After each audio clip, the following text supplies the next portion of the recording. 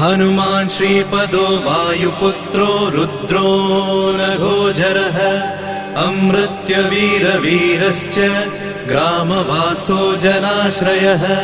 धनदो निर्गुणः शूरो वीरो निधिपतिर्मुनिः पिङ्गाक्षो वरदो वाग्मी सीताशोकविनाशकः